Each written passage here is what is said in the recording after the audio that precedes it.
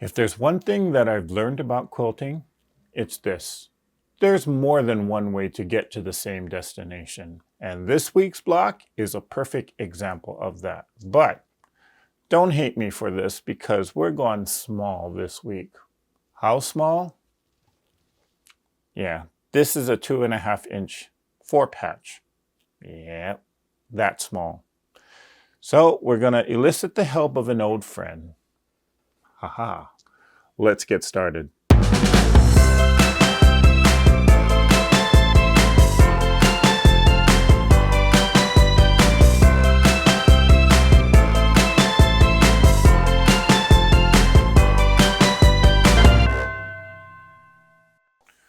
So this week's block is called Waterwheel, and it comes from, again, the Farmer's Wife Sampler Quilt book. For those of you that didn't see the previous videos, I forgot what week it was, but we've done a few blocks from here. We've done the end of day, we've done the flock block, and so now we're doing the Waterwheel. But in case you forget, or in case you don't remember what the story is behind the quilt, well, back in the 1920s, there was a magazine called The Farmer's Wife, and they sponsored a letter writing contest where subscribers from across the country needed to answer one question. If your daughter was of marrying age, would you allow them to marry another farmer?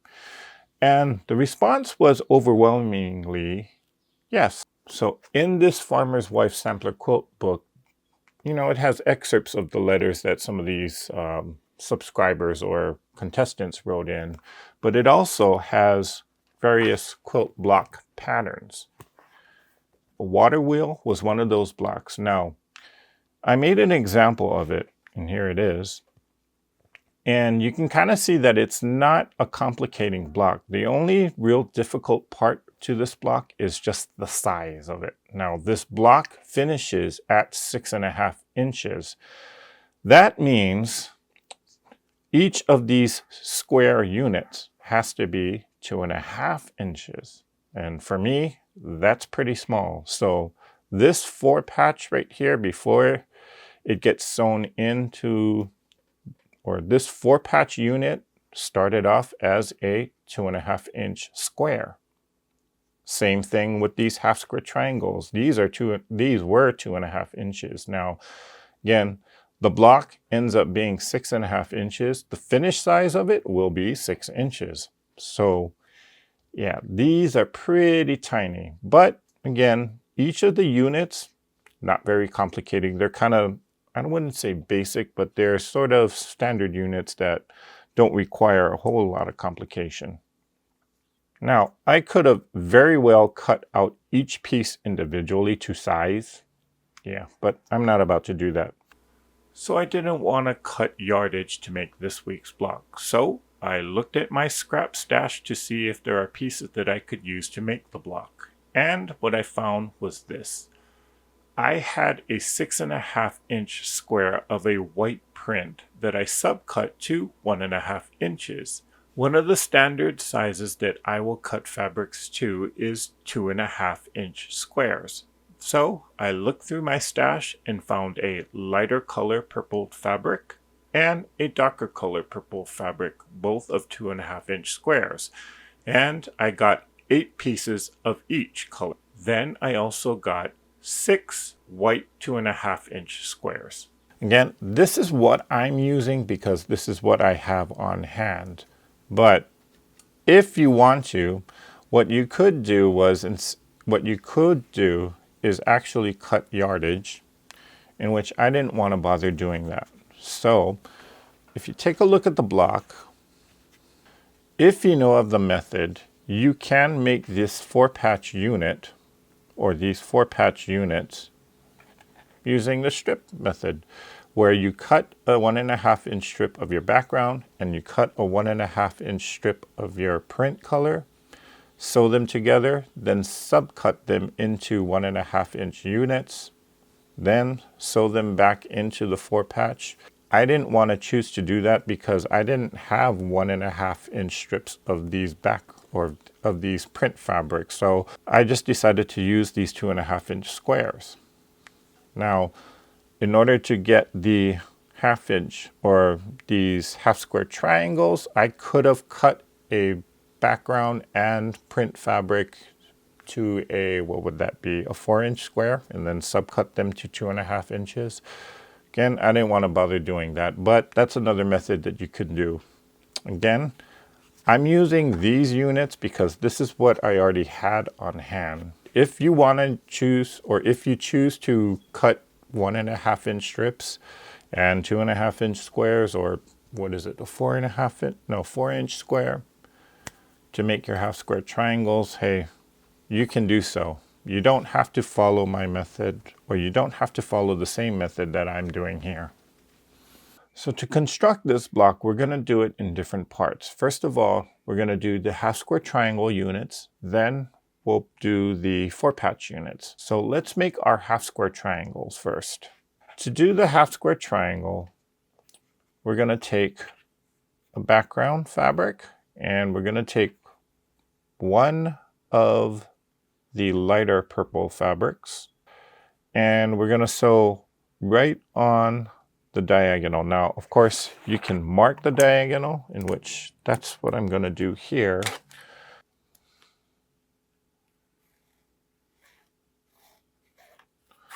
Okay, so we're going to sew right on that diagonal line, and we're going to need 2 of these.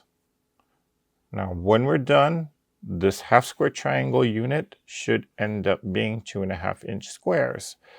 And we're going to do the same thing with this darker purple fabric. Okay, so again, we're going to make half square triangles out of all 4 of these, and we're going to sew diagonally from corner to corner right on the center line. So let's take these to the sewing machine, and let's get these half square triangles made.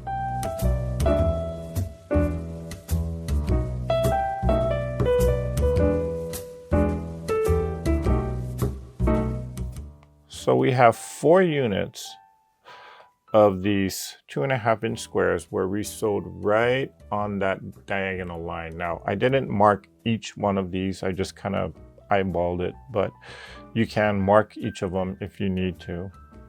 So now what we're going to do is we're going to turn these into half square triangles, and when we're done, they should measure 2.5 inches.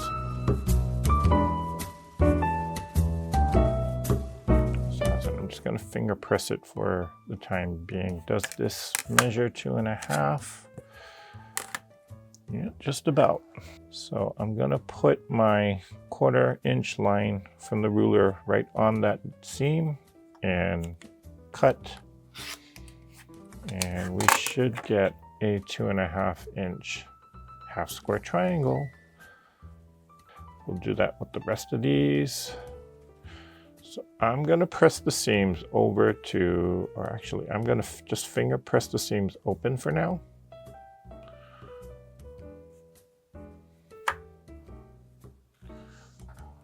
We'll get woody.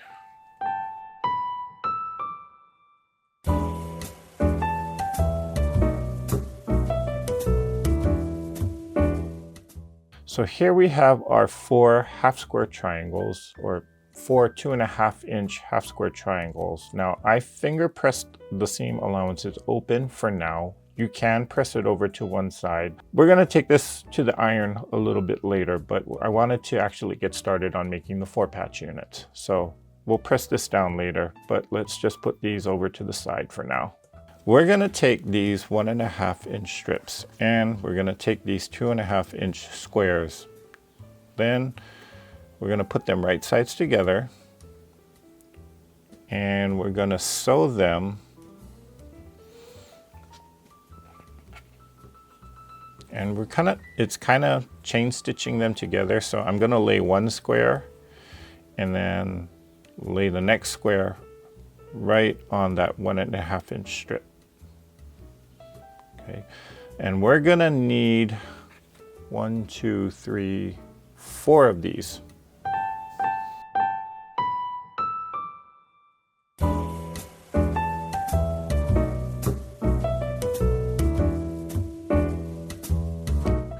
So we sewed the 2.5 inch squares to this 1.5 by 6.5 inch strip.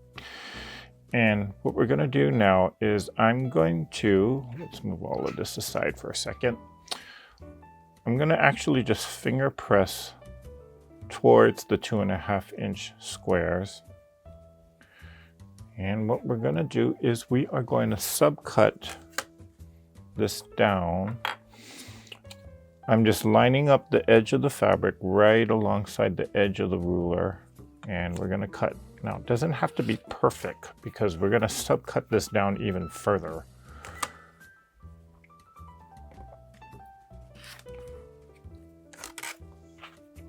Okay. Then now I'm actually going to place a line right down on the seam, and we're going to straighten up the edge here.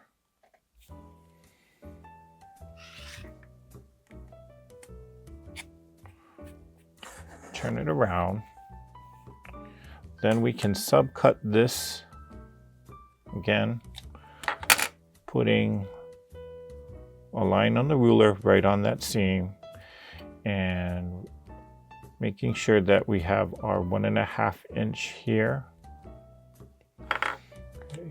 And we're going to cut this. This you can throw in your crumb bin.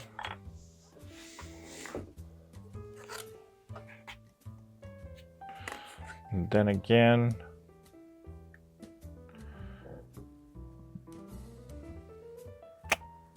okay, so now I'm putting the 2.5 inch line here, and then I'm just matching a seam or a line on any line on the ruler here. But what's most important is that you just get the 2.5 inch line here vertically. Then I'll just cut that. Then this goes in your crumb bin. Okay. So what you'll get is a unit that has, well, it should measure 1.5 inches by 2.5 inches. Let's see if it actually does. 1.5 by 2.5. Yep, it does. So that's one unit. And we're gonna do the same thing with the rest of these. So I'll do one more example. Putting one of the ruler lines right on that seam, and we're going to straighten up the edge here on the side. Turn it around. Now I got the 1.5 inch mark here, and I'm just going to move it up. So I got 1.5 inches here, and then I'm just putting any line right there on the seam just to make sure that it's lined up. I'm going to cut it here. This scrap bin or crumb bin, same thing with this. Then I'll turn it around. Now I'm looking at 2.5 inch line here, making sure that's straight, and then I'm just looking at this particular line on the ruler, just making sure that the edge of the fabric lines up to that. We'll cut the excess off there. Then again, crumb bin, and here's the unit. We're gonna take these two units. I'm nesting the seam right here in the middle. Now I got, the prints are opposite of each other, as you can see there. And so I'm nesting the seam, and this will make a 2.5 inch 4-patch unit. So again, I'm going to do that to the rest of these, and we're going to sew the 4 patches together.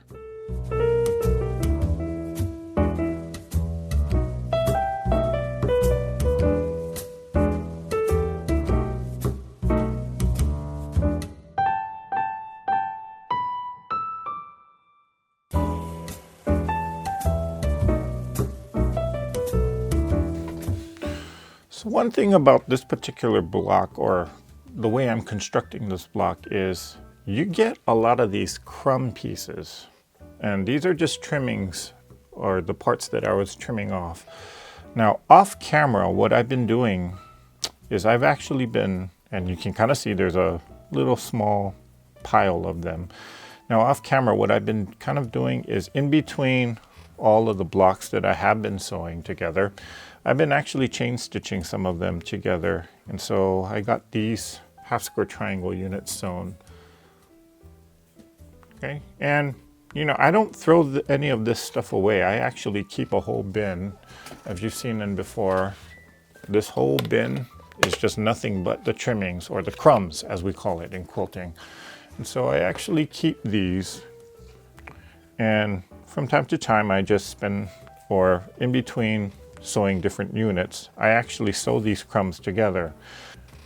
And look at what I created here. These are the excess trimmings, or these are the trimmings from the blocks that I just sewn, or the units that I just sewn. And when you start sewing them together, you actually can kind of create your own fabric. Now, what do I do with these? Well, I could very well square this up into a square, and then I could make a scrap quilt out of it. Or if you are an applique quilter, this could be your applique piece. It'll look rather interesting. I've made some quilts in which they were just 100% scrap quilts, and they were just the excess trimmings off of a block that I was working on. So if I do find a picture of it, I'll put it, or I'll show it here somewhere.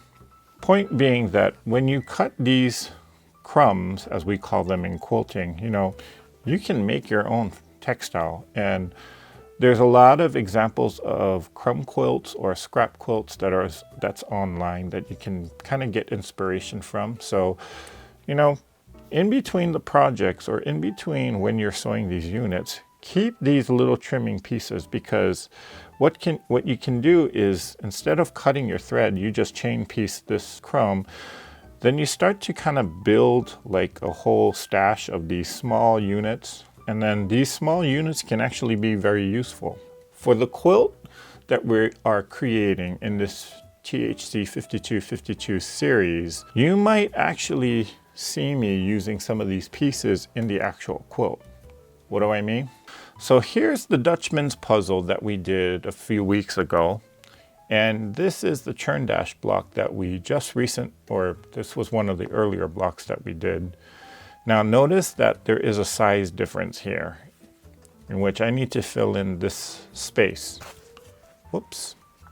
So I could take actually one of these crumb pieces and attach it to the churn dash block, and then cut it and make it fit so that the block will actually fit the same size, or be the same size as this Dutchman's puzzle here.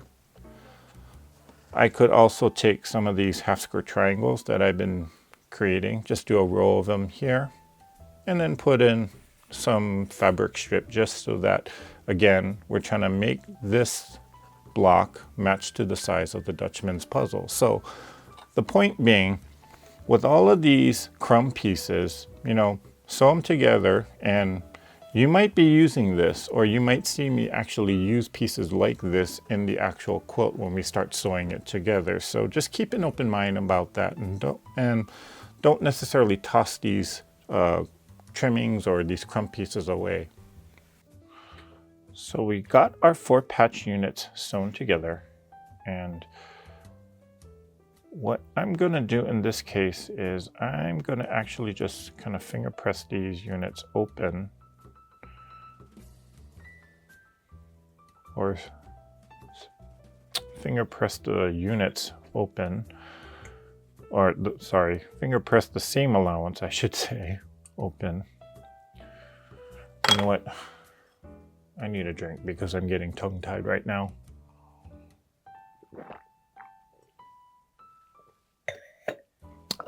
Okay, back to it. So we're pressing the seam allowances open in this case. Now you can choose to press to one side, or if you know the technique, you can press, or you can spin the seam in the middle, as they say. But Yeah, I'm not going to bother doing that. I'm just going to press it open. Normally on a unit this size, I would actually press all the seam allowances open because it's so small that it can quickly add a lot of bulk. I just pressed it over to one side when we were trimming down the 2.5 inch square to the 1.5 inch strip, simply for simplicity's sake. And I also wanted to make sure that the seams do nest so that I do get that nice point there in the center. Okay, so here we have all 4 of them. Let's actually bring in our design board. One unit goes like that. Then we have a half square triangle unit. Goes like that. Then we have another 4-patch unit right there. Half square triangle unit that goes this way right there. Then second half square triangle unit that goes like this. Oh, no, wrong way. Goes like that. Half square triangle unit that goes like that. Then this half square triangle unit goes, which way is this one? This way? Yep. Then this one goes like that. These last 2 are going to make the 4-patch right in the center. So let's make this 4-patch for the center block here. To make that center 4-patch, I'm going to just take these 2.5 inch squares, sew them to each other, and then we're going to trim them down almost very similar to what we did with the rest of the 4-patch unit. So let's get this block sewn.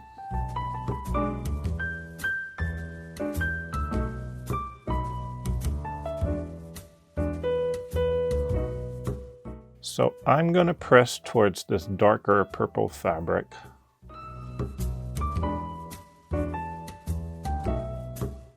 We'll take our ruler, and just like how we did with the other 4-patch units, I'm going to just line up any line on the ruler right on that center seam. And couldn't find my rotary cutter. We're going to just trim off the edge and straighten it out. Rotate it around. And again, we're going to look for the 1.5 inch line, line that up right there on the edge of the left side, or on the left edge of the fabric. We're also paying attention to the seam line and just putting any random line of the ruler right on that seam just to make sure that we got it straight on there. That looks pretty good.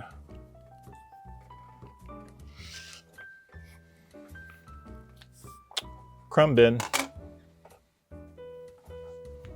For this measurement, I'm going to put the 1 1/4 inch line of the ruler right on that seam, that center seam.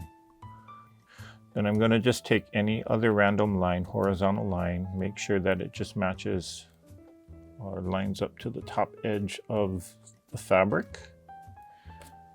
Again, 1 1/4 inch line of the ruler goes right here on the center seam.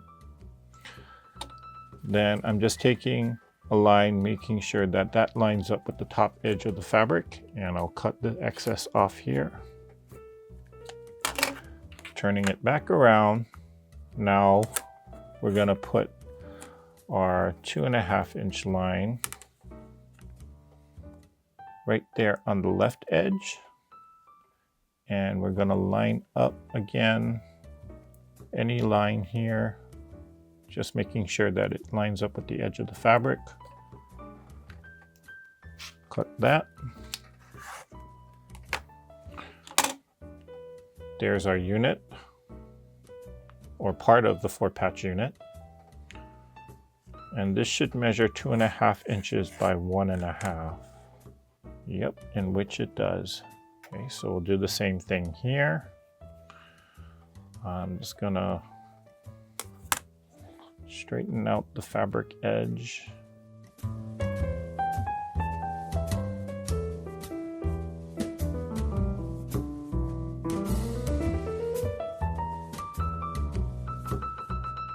We can sew these two units together, making sure that the opposite prints, or the prints are opposite from each other. So we're going to sew this and we're going to press all the units. I'll see you at the ironing board.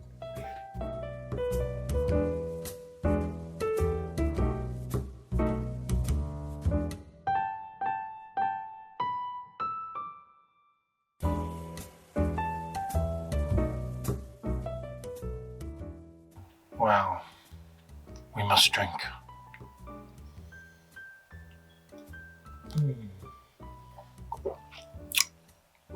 Okay, all gone.